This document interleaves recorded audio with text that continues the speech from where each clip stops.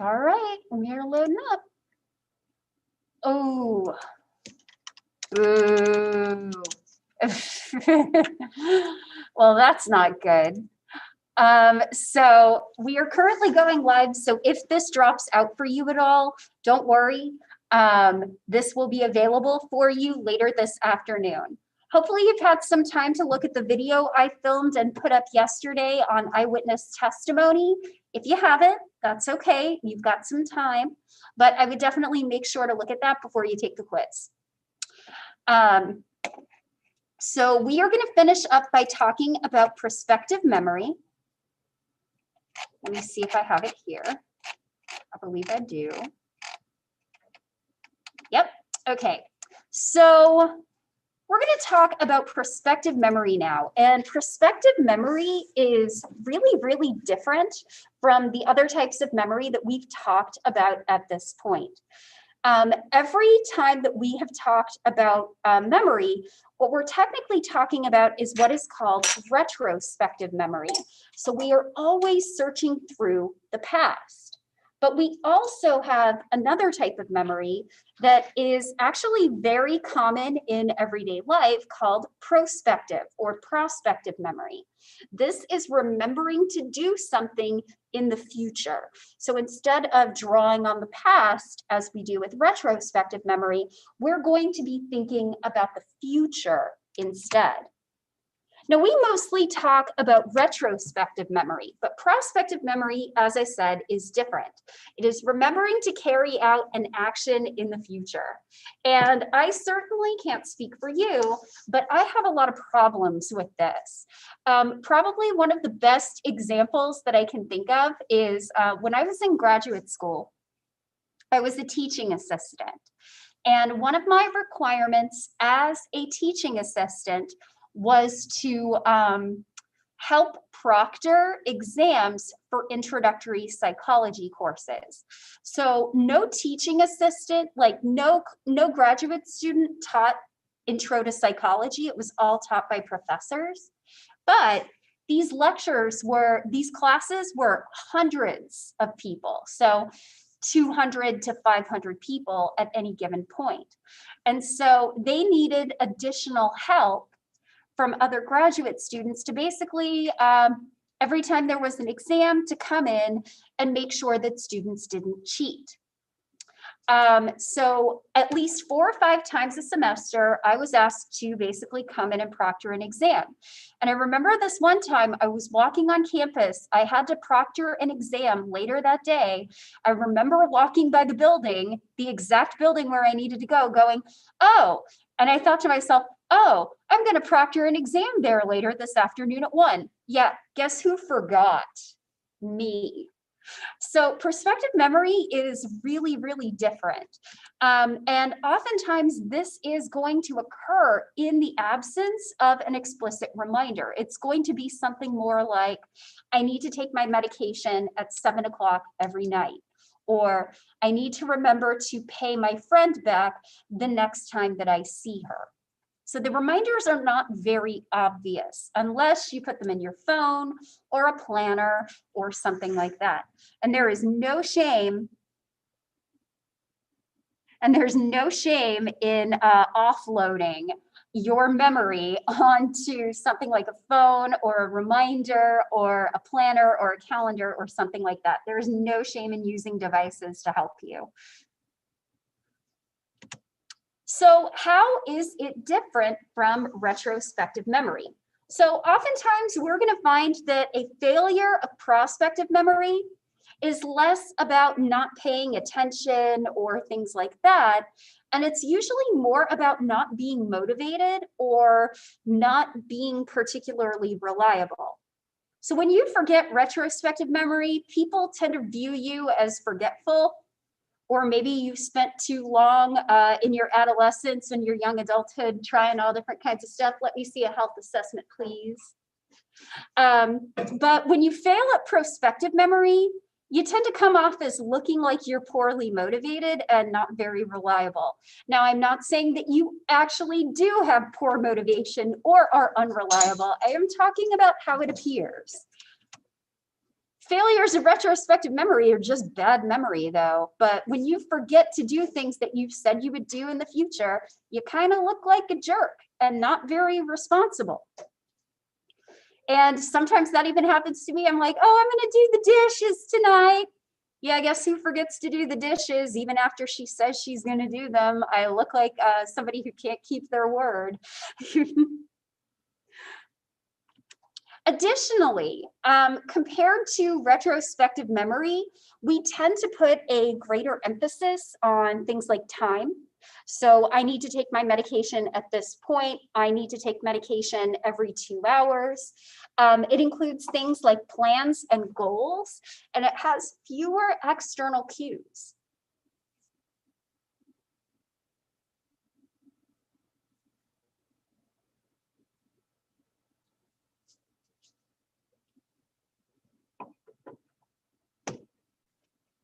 Oops, sorry, I will wait.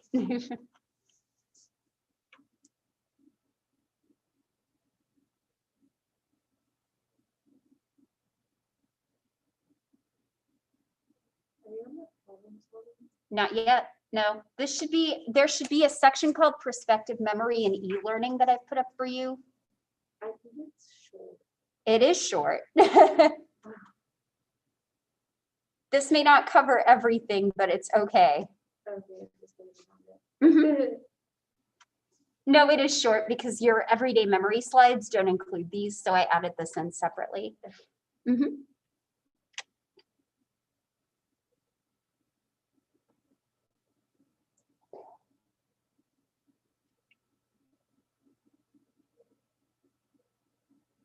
Yeah, I was trying to connect and I was like, I've been hearing about the stuff that's been going on with the chapel work and what that's been doing to the dorms and stuff like that. So, huh? They took our plumbing away. They took all of our water away. Now they took our electricity away. They just really want us to live like cavemen. You know, the other 2 dorms don't have air conditioning. I would take the no air conditioning. I'm just saying, like, y'all get the cushy dorm most of the time. Indeed, that's fair. Okay, so prospective memory is made up of different stages. So the very first one is what we call intention formation. So intention formation is basically you setting the intention that you need to remember this for later. So that this is something that you need to remember for later. The next thing that you are going to do, so this intention, by the way, this comes right before a delay.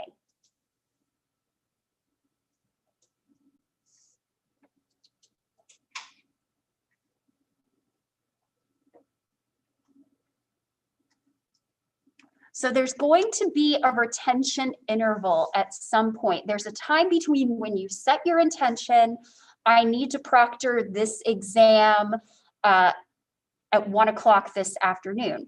There's a time between when you set that intention and then when you actually have to remember the intention.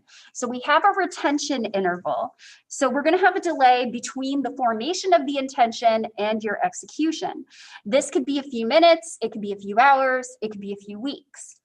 So you are constantly going to, be monitoring for some environmental cues. So if I walk by a building where I know I'm supposed to proctor, that can potentially serve as a cue for me to remind myself of my intention. Oh, I have to proctor an exam in this building this afternoon. So at some point you get cue detection and intention retrieval. So in this case, you detect and recognize a relevant cue. So if you owe your friend some money and you see your friend, you can then retrieve the intention, oh, I remembered I needed to pay my friend back the next time I saw her, and here she is. And then finally, recall of the intention. So you retrieve the intention from your retrospective memory, and then finally, you execute the intention.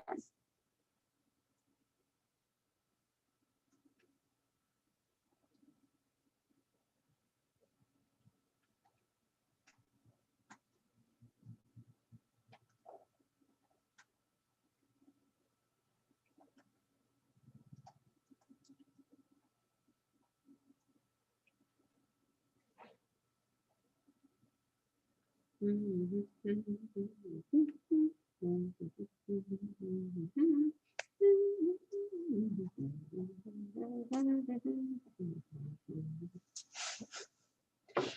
borrowed that from an episode of Family Guy. Everybody good? Okay. So when we talk about prospective memory, there are two major types. There is a time-based prospective memory, and this is remembering to perform a particular action at a given time. So because you're doing this at a certain time, the cues are really predictable. So for example, for prospective memory, that could be something like every Friday night, I need to buy this at the grocery store. Or every night at 7 o'clock, I need to take medication. So it's always remembering to perform something at a given time. And what we tend to find that with most people is that time-based is a lot easier than event-based. The cues are much more predictable, and that can make it a little bit easier for some people. I actually find I have an easier time with time-based cues than I do with event-based, but other people are different. The next type is event-based, prospective memory, and this is remembering to perform an action in appropriate circumstances. So an example being, when I see my friend, I'll remember to pay back the $5 I owe her. So these tend to be a little bit less demanding, because really with time-based, you're constantly going to be looking at the clock or focusing on a particular date or a particular time.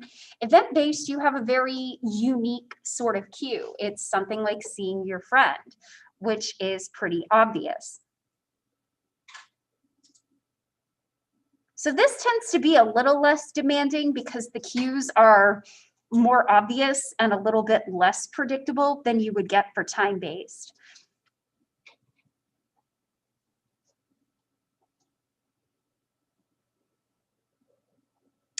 So I will say this, event-based for most people tends to be less demanding than time-based, but if the goal or the intention is not very well specified, both of these are really hard to do.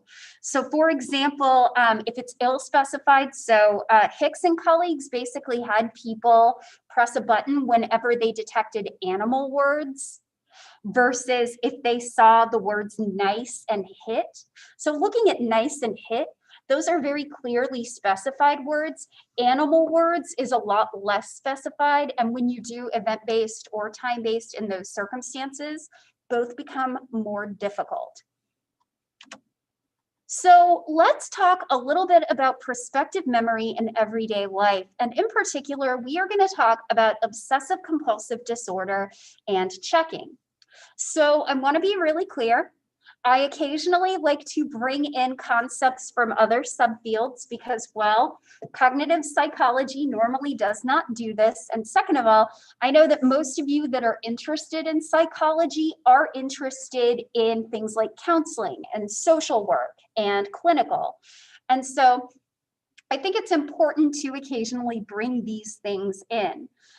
So what we know about OCD, and first of all, I want to clear up something right away.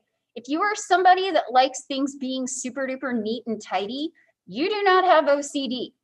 You might have something called obsessive compulsive personality disorder, but you do not actually have OCD. Obsessive compulsive disorder is often made up of two different components: obsessions, which are recurring, inappropriate or distressing thoughts that are kind of hard to quit. And then compulsions, which include different behaviors that are designed to basically reduce the anxiety that the obsessions produce. So it's for this reason that OCD actually used to be lumped in with the anxiety disorders. These days, we actually mark it as more of an impulse control issue.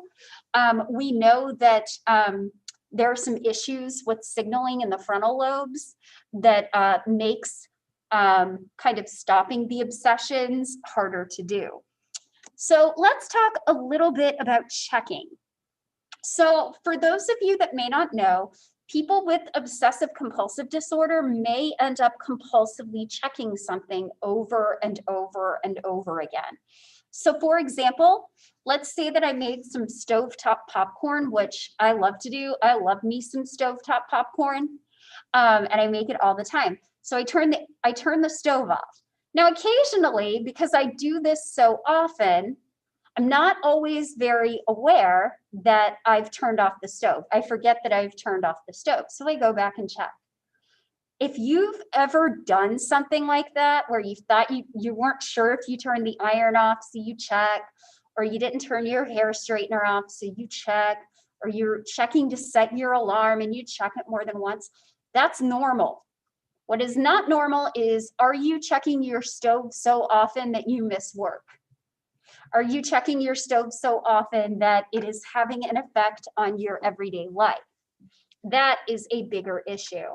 So researchers have wondered, is it poor prospective memory that leads to checking? So interestingly enough, Linkovsky and colleagues in 2013 basically had people try to focus on a memory of checking a stove. So they had to repeatedly check it. So in this particular case, in addition to this, they also kind of looked at inhibitory control. So they're looking for, if a thought comes into your head, if an obsession comes into your head, are you able to inhibit it and put it out of your mind? And there's a lot of evidence that people with OCD have some issues with that inhibition. Generally, what they found is that repeated checking of this gas stove didn't actually really impair prospective memory performance, but it did end up reducing the vividness of the memory and the confidence in their memory. So it's kind of like the more that you check it, the less you actually pay attention to the actions that you're taking as you turn off the stove.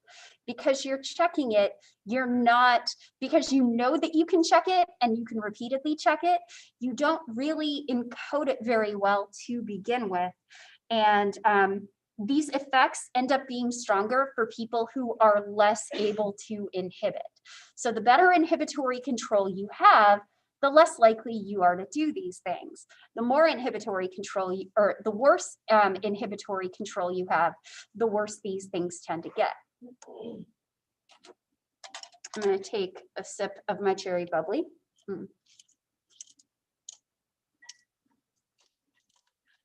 But it's really good and it tastes like soda, and if I spill it, it doesn't get anywhere sticky. It doesn't taste like soda. I mean, I drink diet soda, so You tell yourself. yeah, but I also don't get a lot of artificial sweeteners either, or caffeine, and it's really the caffeine I don't need. If I really want a soda, I can go and drink a Sprite later.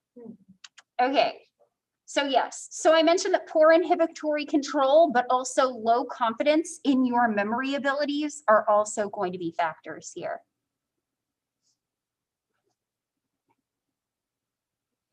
To be fair, I also have water in my office and chamomile tea. I started getting the Tivana from Walmart because they bottle it now. So it's big bottles of this tea. Yeah, that's because it's owned by Starbucks now.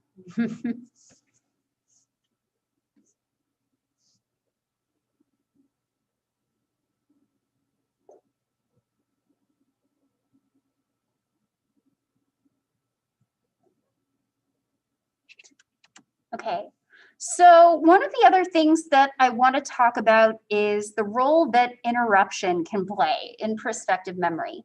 So do interruptions hurt us? I know in my cases, they certainly do. There are instances where I have a flash drive that I have in the computer, and if somebody comes up to me right at the end of class to talk to me, I usually forget to grab it out because the interruption kind of throws me off of setting that intention or retrieving that intention. So we can look at whether or not interruptions hurt us and whether or not reminders help us. So what you're looking at here is a study by Dodia and Dismukes from 2005, where they were basically engaged in a task and they either got a cue that they were about to be interrupted, and in certain cases, they may have received a pause after the interruption. So the idea being that if you can introduce a pause before you go back into the task, you might have an opportunity to retrieve your memory of what you were doing before and what you need to do. And so here's some different conditions. So we have a group that did not get a cue that they were about to be interrupted, and they got no pause after. And you can see that less than 50% returned to the block that they were interrupted on. We have another group with no cue, but they got a 4-second pause before they were interrupted. And this actually turned out to improve performance a little bit. So the idea here that you didn't get a cue, but if you got a pause, that gave you enough time to kind of set an intention. Here, you find that a cue doesn't really make a difference here. So this is a cue with a pause before interruption. And you can kind of see that performance is about the same. So a cue doesn't really seem to affect performance if you get a pause beforehand. But then you can also look at giving a pause after the interruption.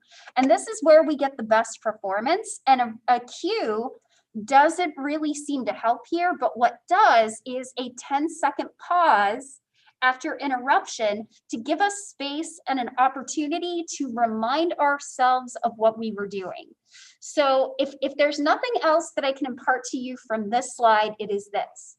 If you are interrupted in the middle of doing something, once that interruption is over, stop for a few seconds and think about what you were doing, because otherwise you may not remember. So that is all I have for prospective memory. And now, folks, we're done with memory. Now we're going to move on to some really interesting things. So now we're getting into more complex, complicated cognition. We are talking about problem solving and expert performance. We're going to talk a lot about chess. Yay. I'm still kind of boggled about chess. I grew up with checkers. It makes no sense to me that a chess piece can move multiple squares in any direction. And don't even get me started on the concept of pawn promotion. Like, you can make a pawn a queen? What? That's not right. You can't do that in checkers. You just stack 2 checkers on top of each other and have them jump around. But I am trying to learn. Slowly but surely. So when is problem solving important? Problem solving can be defined as a cognitive activity that moves from recognizing that you have a problem in the first place through some series of steps, some kind of strategy, and then eventually reaching a solution to your problem. So problem solving is often something that comes up in our everyday lives. Can anybody think of an example of a time that they have recently used problem solving?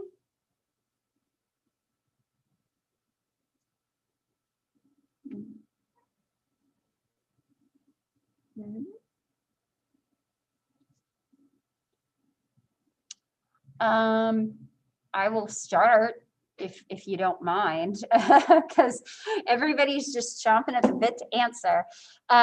So I like to work out, and I got these really cool elastic bands to help with resistance work. And so I was watching a video on how to do certain moves. And usually these moves involve like tying the band to like a barbell. Well, I don't have a barbell, and I can't use certain parts of my basement because I don't want to wreck my basement. So I ended up finding a way to tie my barbell or the bands to my bike, my exercise bike, so that I could get resistance for arm workouts. I don't know why I keep saying barbell, because I don't have one. But that was me kind of using my elastic bands in a way that I could get a good workout, and I had to be creative about the stuff that I was using to be able to do that. So that's one case of problem solving. Can anybody think of another? Hmm?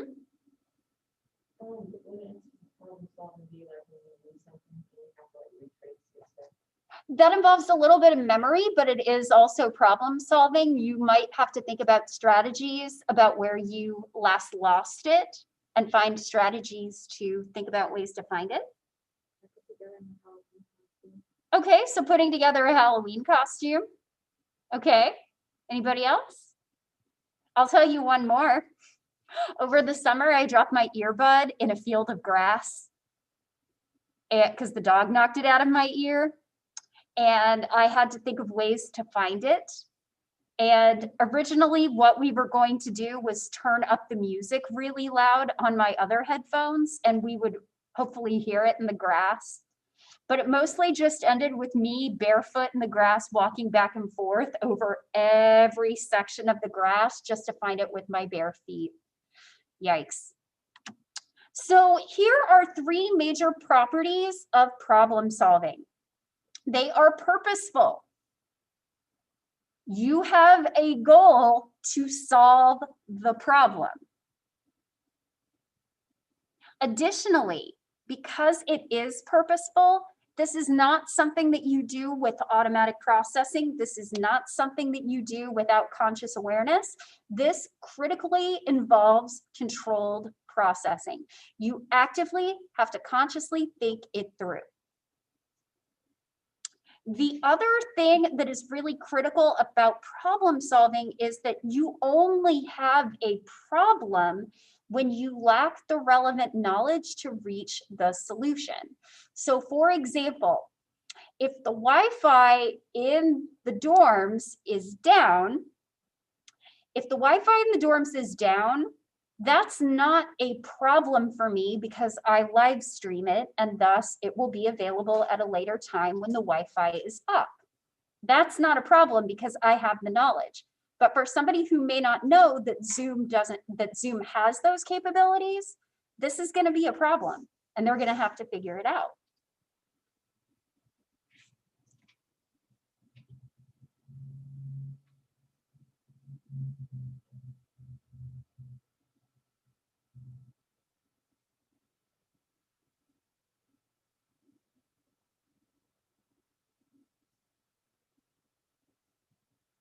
Additionally, if you throw a horrifying calculus problem in front of me, that's going to be a problem. But for somebody who is a mathematician, it is not going to be a problem for them.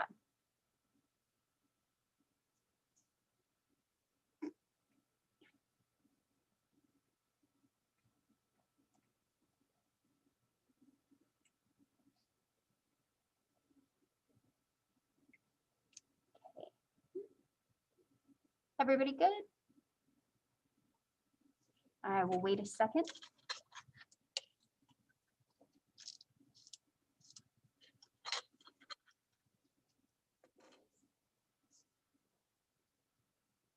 Okay.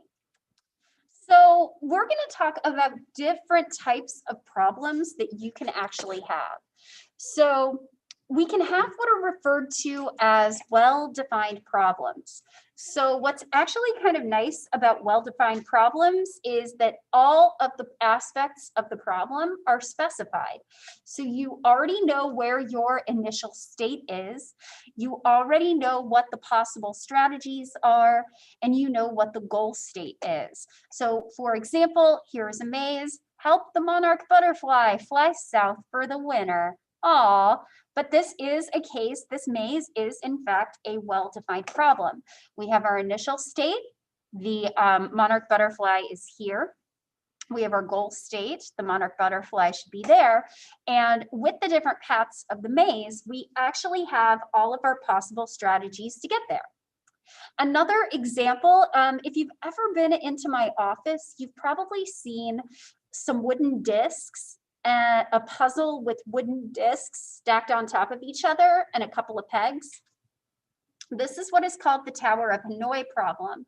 And your book actually shows you an example of that. In the Tower of Hanoi problem, you have basically a stack of discs going from smallest to largest on one peg. So you have your initial state. Your goal state is to basically recreate that stack from smallest to largest on the third peg. And additionally, you have a couple of strategies. So the strategies are, you can move wherever you want, but there are 2 rules. Yes, I know, it's shocking. You have 2 rules. You can only move a disc 1 peg at a time. And additionally, you cannot put a larger disc on top of a smaller disc. So you can only move 1 disc at a time. You can't put a smaller one on or you can't put a larger one on a smaller one. So you have your initial state, you have your goal state, and you have the strategies to help get you there with some stipulations. Now, here's my question. Do we get a lot of problems like this in everyday life? Probably not. And that is in fact what we find. Well-defined problems are very nice, but they tend to be a very small number of the problems that we are actually going to encounter.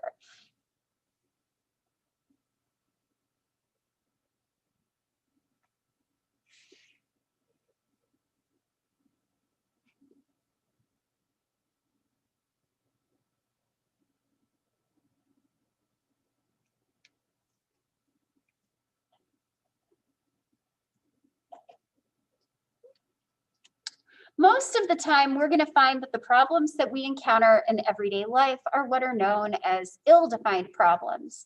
Oftentimes, we're going to find that the initial state, the goal state, and the methods to actually solve the problem are unclear. So for example, getting a flat tire in an area where your cell phone service is not really working very well, and you don't know how to change a flat.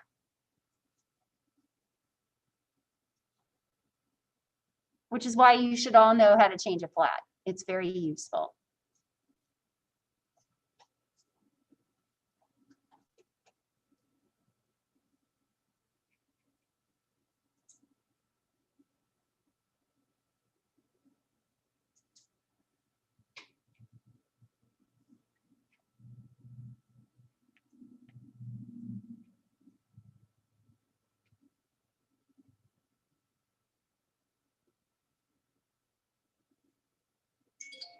Ooh.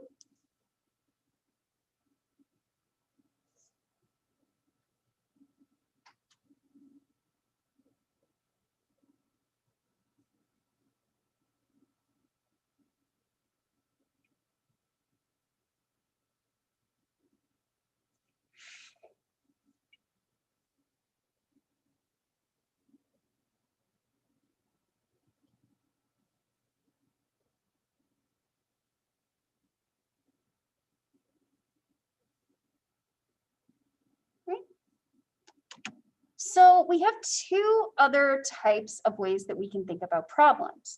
So we also have what are known as our knowledge-rich problems. These are going to require considerable relevant background knowledge. On the other hand, we have what are known as knowledge-lean problems. You don't necessarily need a lot of prior knowledge to be able to solve them. Can anybody think of any examples of knowledge-rich problems?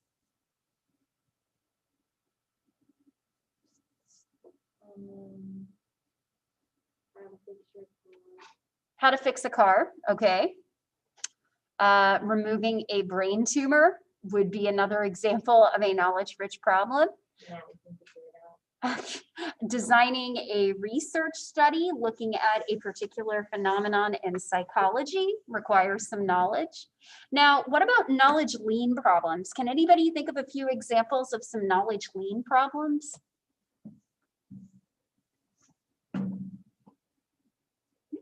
Maybe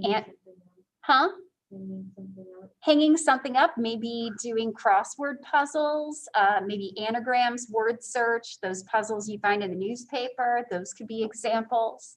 Like color by number. Color by number, sure. I mean, you clearly can't be colorblind, and you do actually have to know what the colors are, but by and large, you don't need much more than that. I mean, you don't really have to know what the colors are. Yeah, some people don't like to follow the color, the numbers thing. I'm not one of those people.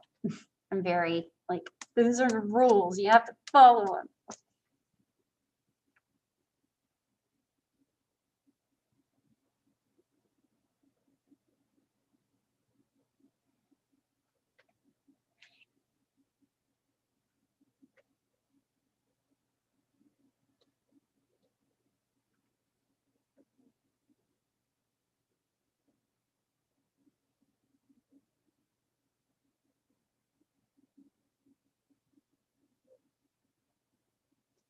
All right.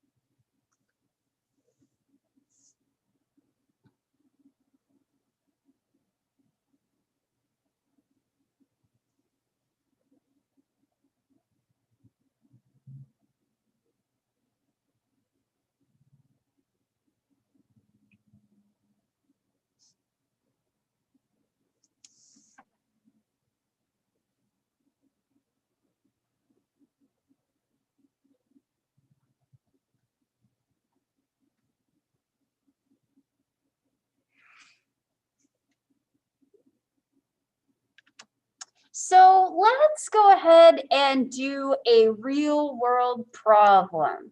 Yay. So what we are looking at here is famously referred to as the Monty Hall problem. And so how many of you are familiar with the show Let's Make a Deal?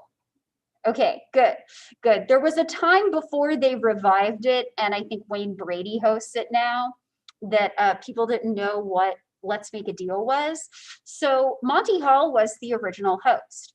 And so the idea behind Let's Make a Deal kind of works like this. So we basically have 3 different doors. And so the idea is that behind one of these doors is a fantastic prize. In this case, it is a brand new car. What kind of car would you like? A Range Rover. Yeah, oh, okay. I saw a lot of Range Rovers. When they get into car accidents, there's not really much you can do to repair them. You just have to get a new one. I want a giant Jeep Wrangler. Okay, well, it's fine. Imagine it's a car you really like. In my case, it would be a Mini Cooper. So imagine your favorite car, and it's behind one of these doors. So behind the 2 other doors are goats. I think a goat. No, you can't take the goat. You have to take the car. We're going for the car here. So right now, what is your chance of winning a car? I'll win pieces. What's your chance of winning a car? 1/3. What's your chance of winning a goat? 2/3. Okay, so here's where it gets really interesting. So I'm going to use the board, and I'm going to go ahead and put stop share for a second so that you can kind of see my drawing. So, so we have our 3 doors. They're not going to be very good, and also my drawing is not going to be very good. So go ahead and pick a door. Somebody pick a door. Okay, so we picked door number 2. So I'm going to go ahead and I'm going to leave that alone. But I'm going to open one of the doors that you didn't pick. I'm going to go ahead and pick door number 1. And oh, hey, it is the worst drawn goat you've ever seen. Oh, that's just embarrassing. Wait a minute.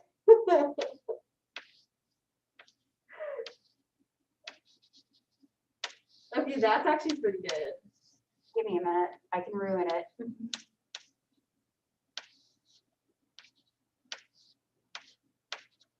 Just leave the head. Just leave the head.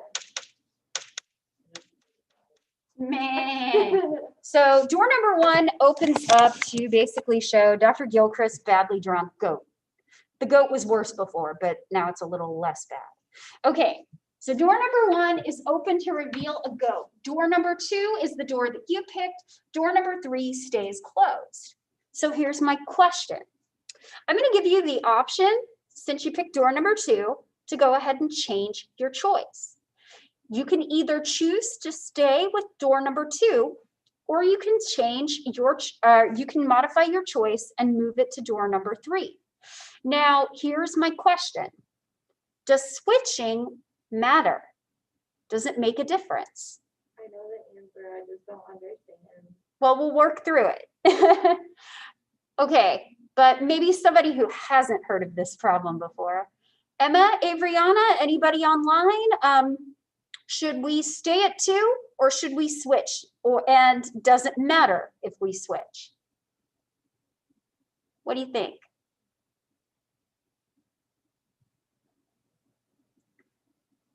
Okay, so how about I tell you, huh? I'm sorry, go ahead. Okay. Do you have a 50% chance though? That's a really good point. And that's what most people say. And that's intuitively what you think the answer is, but it turns out you actually double your chances by switching to door number 3. It's not a guarantee that you're always going to win, but in this particular case, it actually doubles your chances. So you may not understand how this works, but that's okay. I'm going to go get an eraser and we're going to work through all of the different possibilities. It's intuitive. It's just not correct. And now we can, goodbye, badly drawn goat. Goodbye. That first one looked like a dog. Okay, so here's how I'm going to do this. So we're going to map out all of the different possibilities that can happen. So we have door number 1, door number 2, door number 3. So here in this example, so I'm going to go ahead and I'm going to pick an instance. In this case, so we've got 1 car. So let's go ahead and say we got the car, we've got to go, we've got to go. Now, obviously, this is not the situation that we worked with because this one opened to go. The idea is that I always know where the car is, and I'm never going to show you a door with a car. So if you had picked 1 and the car was behind that, I would have opened one of these 2. So that's kind of the idea. So that's one possibility. Here is another instance. So we have a goat. Door number 2, which you picked, has a car. And then door number 3 has a goat. And then finally, we have a goat behind door number 1, a goat behind door number 2, and a car behind door number 3. So these are all of the different possibilities that we could get. Now let's talk about what happens if you switch, or if you are, actually, let's go stay versus switch. So here's the possibility if we stay, here's the possibility if we switch. So let's say you pick door number 2, which you did. In this particular instance, if you stay, you lose. Remember that I'm always going to show you a door with a goat. So I'm going to open door number 3 and give you the option to switch. If you switch, you win. Here, the car's behind door number 2. If you stay, you're going to win. If you switch, you're going to lose. And then finally, it's behind door number 3. You pick door number 2. If you stay, you lose, but if you switch, you win. That is a loud water bottle. So the idea here being, when you work out all of these different possibilities, you have a 1/3 chance that if you switch, if you stay, you win. But you have a 2/3 chance if you switch, you win, not 50-50. And that's why we need more courses in probability. No, we don't, do we? No. I took probability and stats. No. You're like, no. It doesn't align. Well, I was going to say, I talk about this in research methods to talk about the limits of logic and reason. And this was a problem that was originally discussed at length in the 1980s and 1990s by Marilyn Vos-Savant, who was very, very intelligent and kept trying to explain to people how it works this way.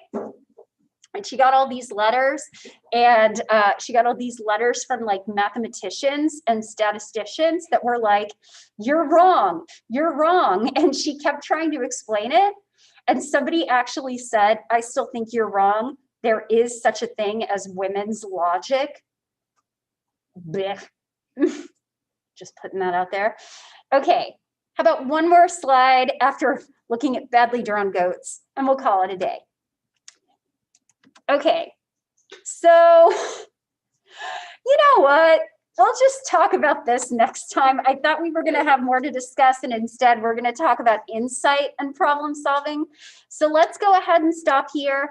There is a quiz that we'll post on Sunday. It will be due the following Sunday. So it posts on the 1st. It'll be due the 8th. Get it in. And other than that, I don't really have much to add. Keep up with the readings. Draw some goats. Make good decisions this weekend. Have a happy Halloween. Don't lick doorknobs. And I will see